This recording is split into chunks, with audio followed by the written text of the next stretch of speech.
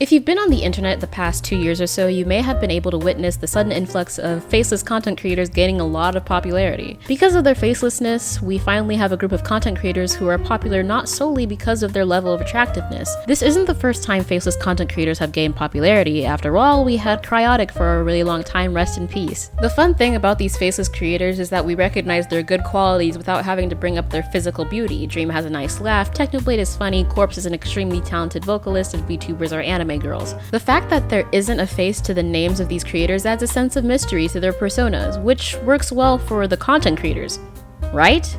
Well, depends. With the sudden interest of these faceless creators also comes the interest in the faces of the creators. And I mean, that's a human response. We recognize emotions through facial expressions. All humans have bias towards certain facial features, and the hierarchy of popularity is governed by physical beauty most of the time. And therein lies the problem. The hierarchy of popularity is governed by physical beauty. Like I said, a lot of the time, the reason creators gain popularity is because they're attractive. Now, face reveals aren't anything new to content creation. I mean, remember how big HowToBasic's face reveal was, and Critical only started showing his face in 2017. Jaiden Animation did a face reveal only 4 years ago with a really heartfelt video about their struggles with their own person, and the Odd Ones Out just kinda, at some point, started showing his face? I don't know, good for him. The good thing about these face reveals is that they were done under the creator's own terms. When a user decides to get more personal with their fan base, it's quite a big milestone to feel comfortable enough to show their face. The problem nowadays is that the platform has grown quite big and kids don't understand what boundaries are. Now that the internet is more widely used and available, a lot of precautions we had to make sure young and impressionable people were kept out of harm's way are basically gone. Whether you want to admit it or not, there are children under 13 on every social media platform known to man, and the chances of eradicating them all are closer to 0% than they are to 1%. And of course, the lack of rule enforcement online is harmful to them, the kids, but I also want to consider how it's harmful to the creator. Now, I want everyone to take a deep breath and say this with me. Content creators cannot choose their audience.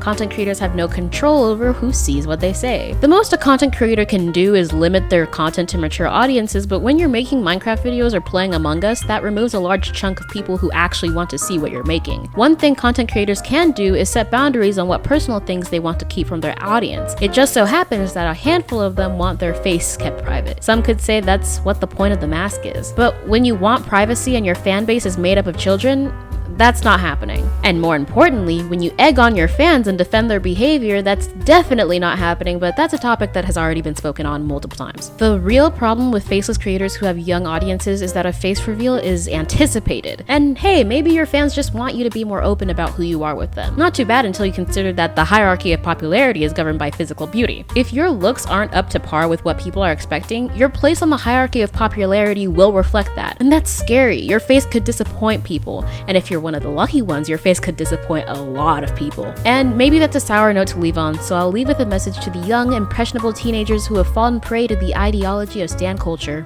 Just assume they're ugly.